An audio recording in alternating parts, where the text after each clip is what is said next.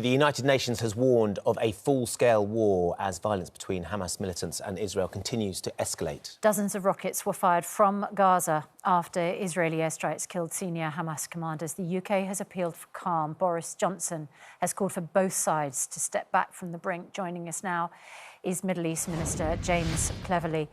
Good morning to you, Ms Cleverly. We spoke to the Israeli ambassador to London, to the UK, a little bit earlier on the programme, insisting, of course, that Israel as a democratic state has the right to defend itself and will do whatever it takes to stop the attacks. I mean, it didn't sound like, I'm not quoting her directly, but from her language, it didn't sound like this was a de-escalation.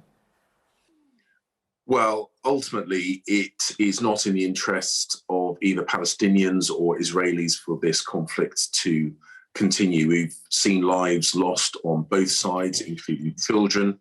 And ultimately, what the UK has said, and we've said this both to the Israeli leadership and the Palestinian leadership, as well as influential voices in the region, that we must see an end to this conflict. We must see a de-escalation. And we must see the Israelis and the Palestinians getting back to cooperation, getting back to talking to resolve these long-standing challenges and issues. But how is that done when Israel feels its citizens are under threat and in Gaza the Palestinians feel that they're under threat?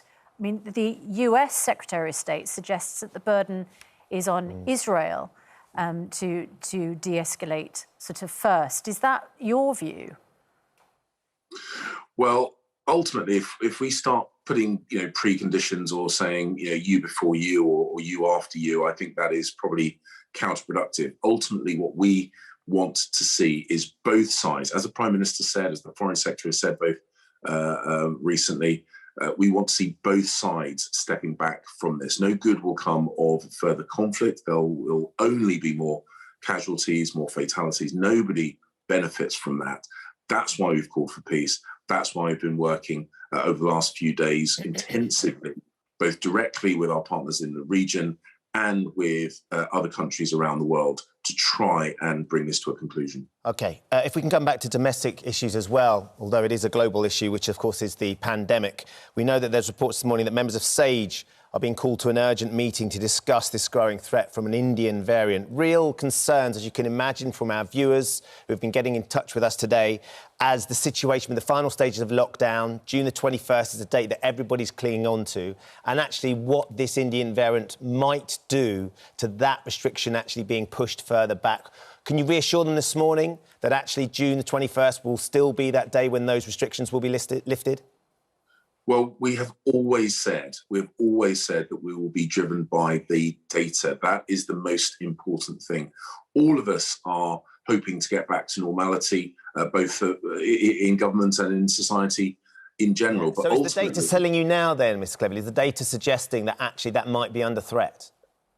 Well, ultimately, all our decisions will be driven by the data, by advice provided by the scientists at SAGE. And we've always said, as we've eased restrictions, we will review and we'll make decisions based on the data. I don't want to speculate. I don't think it's healthy to speculate.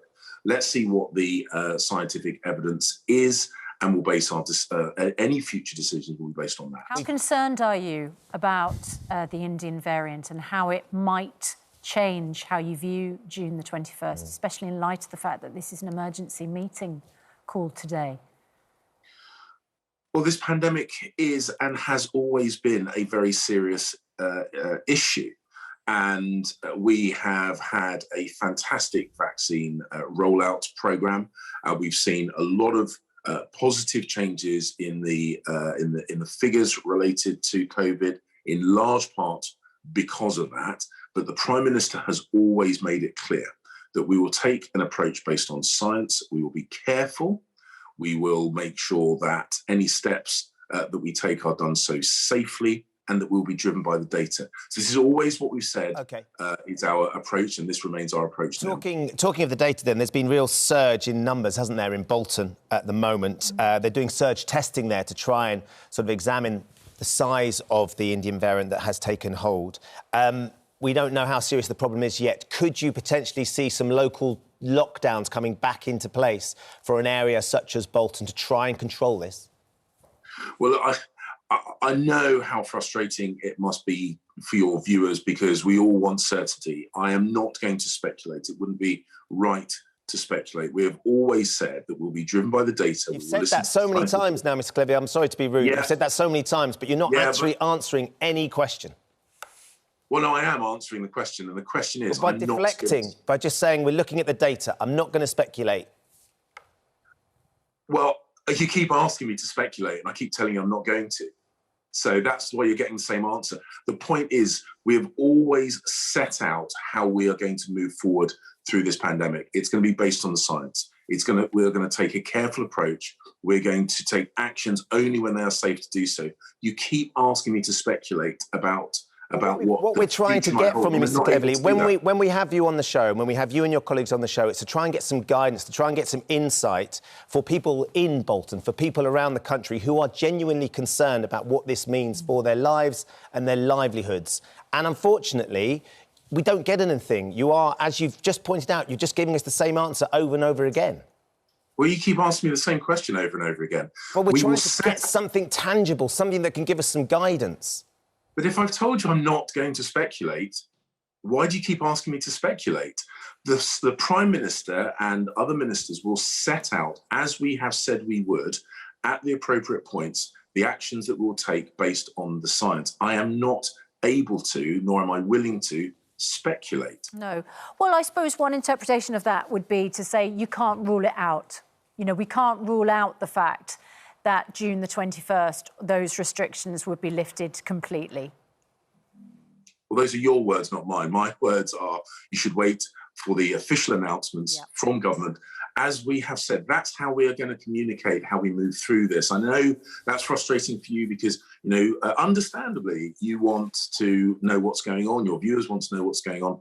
But the professional way of doing that is through the process that we have set out. And I'm going to have to ask you and your viewers to be a bit patient whilst we look at the data, whilst we assess the situation, and announcements will be made formally, properly, as we have always said we would. Yeah, I think people are just desperate for it to be over, aren't they? I get that. Look, I totally get that, and it is frustrating. Yeah. It is frustrating, and we've all lived through circumstances beyond our control and unique in our lifetimes. And I get how frustrating that is. But as I say, the right thing to do, the professional thing to do, is do it in the way that we've set out and that we said we would. Another frustration, of course, is that those families bereaved by COVID want a public inquiry immediately. Yesterday, the Prime Minister set the indications of the timing for it, next spring. Those who've lost loved ones and don't want to see mistakes repeated wonder why it can't begin now. Can you explain that to them? Well, this is in relation to the question you just asked.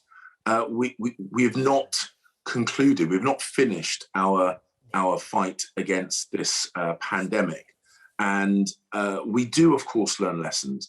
And our knowledge evolves based on the scientific data, both from the UK and that we share amongst the international community. So we do evolve, we do learn, we do change, and we do adapt. We don't have to wait for an inquiry to do that.